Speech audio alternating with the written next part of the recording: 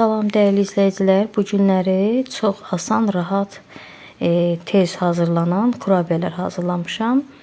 Bunun üçün bizə lazımdır 1 stəkan şəkər tozu, 2 ədəd al sarlı yumurta, biraz da duz.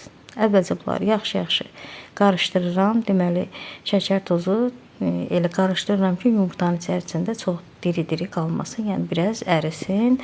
Ondan sonra üzərinə 1 stəkan başından bir barmaq aşağı gördüğünüz kimi 1 stəkan duru yağ və 1 armudu stəkanda süd əlavə edib yenə də bir-birinə qarışdırıram ki, tam məhlul bir-birinə qarışsın.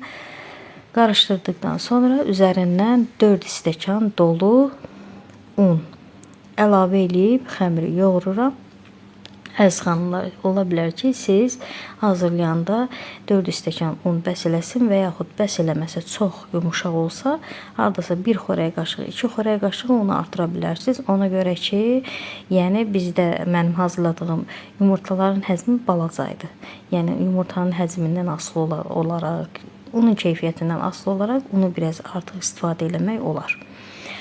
Xəmiri yoğurandan sonra 1 stəkan doğranmış ləpə, 1 stəkan da damla şokoladdan istifadə elədim. Əslində vanillə qabartmanı da unu qarışdıranda əlavə eləməli idim, lakin yadımdan çıxmışdı. Sonradan gördüyünüz kimi qozu, damla şokolad əlavə edəndən sonra vanillə qabartmanı da əlavə edib yaxşı xəmir yoğurdum. Xəmirimiz demək olar ələ yapışan xəmir olmalıdır, yumuşaq, ələ yapışan xəmir olmalıdır.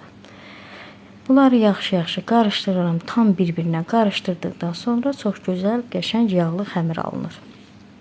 Və ovucumun içində gördüyünüz formada şəkər çörəyi formasında belə deyək, həm boyu, ölçüsü, həm də formasını bu formada hazırlayıb listə yığıram.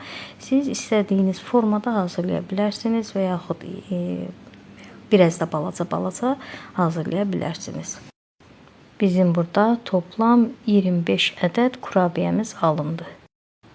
Hazır elədikdən sonra əvvəlcədən qızdırılmış 160 dərəcəli sobada bişirirəm. Burada kurabiyələrin altı az-maz qızarsa bəs eləyir. Yəni üstünü qızartmağa ehtiyac yoxdur ki, kurabiyələr quru alınmasın.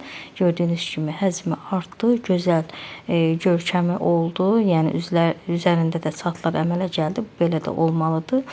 Hazır oldu kurabiyələrimiz. Çox gözəl də kurabiyələr alındı. Həm görkəm olaraq, həm dad olaraq əziz xanımlar, yəni çox belə zəhmət tələb eləməyən kurabiyələr əldə etdim. İnşallah siz də bəyəndiniz. Çox rahatlıqla da bunu hazırlaya bilərsiniz və əminəm ki, dadını da bəyənəcəksiniz. Əziz xanımlar, zəhmətə dəyər verərək bəyənmə düyməsinə toxunmağı unutmayın. Əgər abunə deyilsinizsə, abunə olub dəstək olmağınıza çox sevinərəm.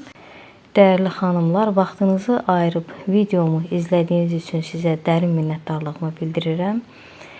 İnşallah kanalımda yeni videolarla görüşənədək sağ olun, sağlıqla qalın.